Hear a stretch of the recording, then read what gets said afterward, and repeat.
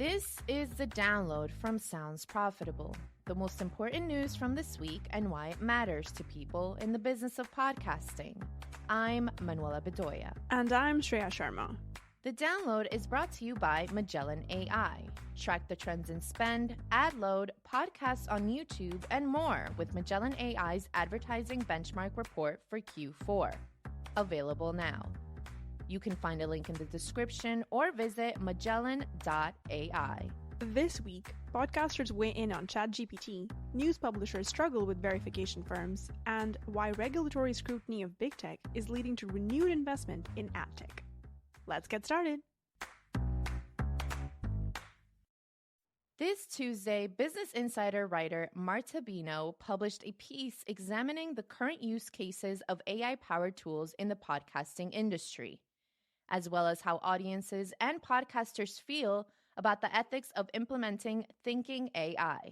Bino begins by citing a recent ACAST survey of 50 podcasters and 300 podcast listeners regarding their thoughts on the use of chatbots like ChatGPT.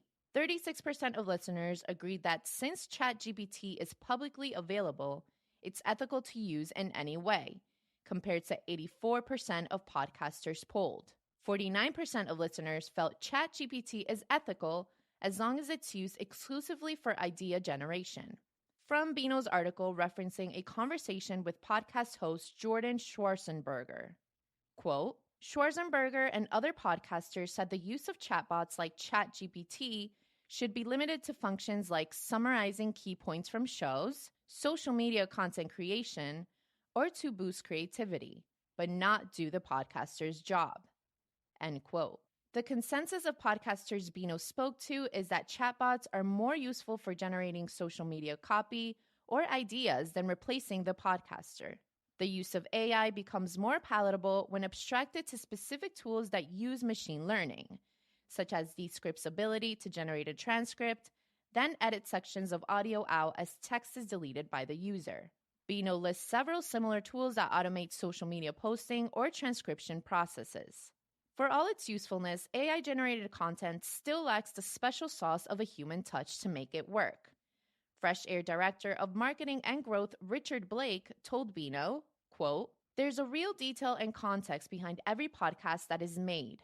So I think the fact that they're free from AI, they're free from the robots, is one of their special things. He said, I won't tell you that AI is replacing podcasts or that we will be creating podcasts out of AI, because that negates what the magic of podcasting is.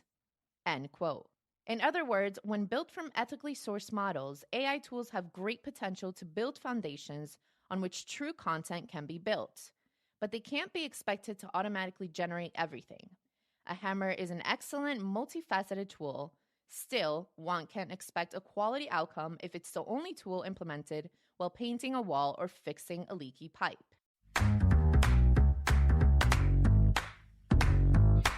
Continuing our accidental theme of stories about using the right tool for the right job, this week, Digiday's Kayleigh Barber covers the reservations news publishers have with the correct implementation of verification firms in programmatic advertising.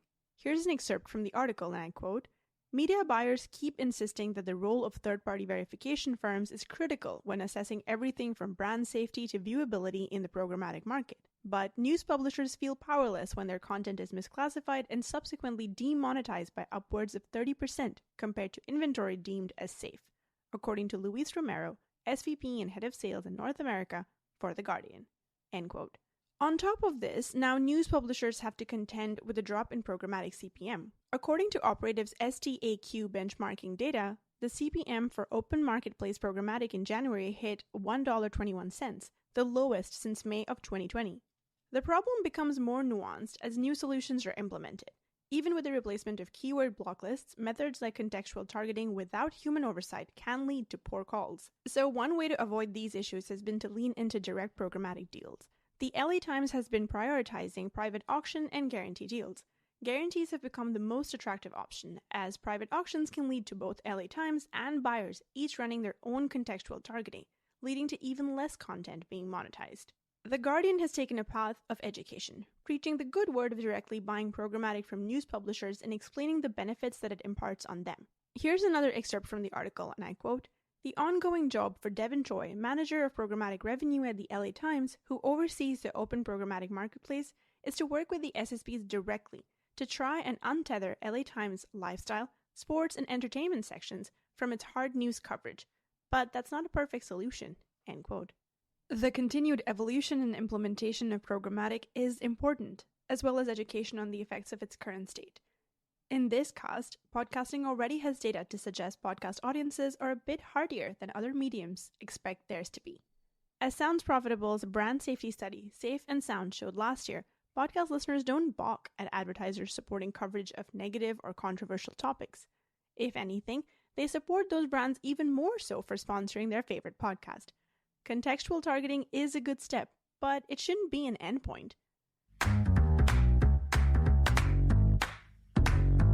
2002 was not a high watermark for ad tech buyouts, but this Wednesday, a new article from Ronan Shields for Digiday shows buyers are taking renewed interest in ad tech amidst higher levels of scrutiny for big tech.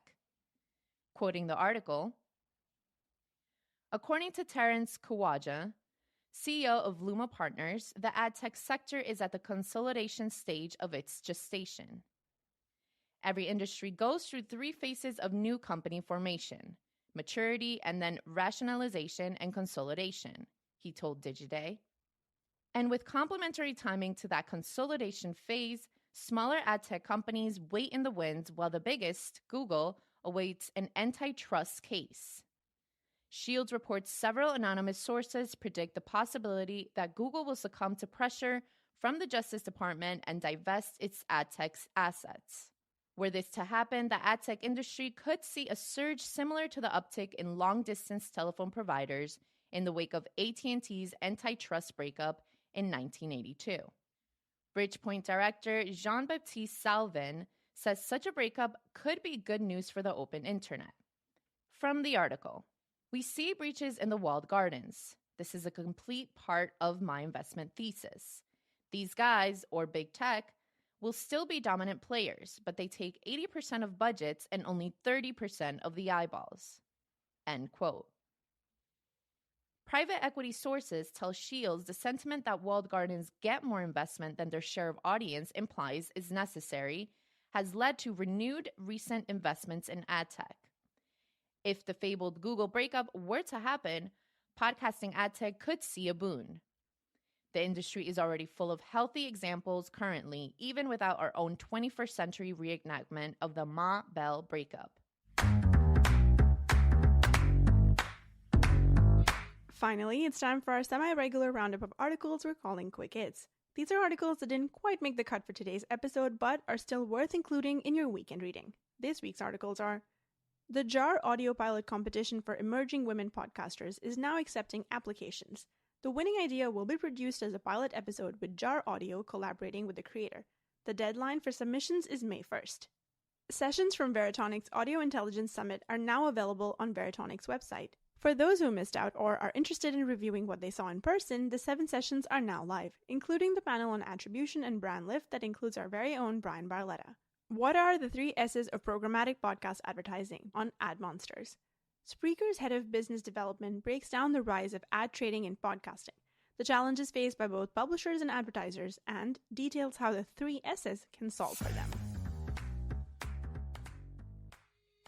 And that was The Download, brought to you by Sounds Profitable. Today's episode was built using Spooler and hosted on Art19.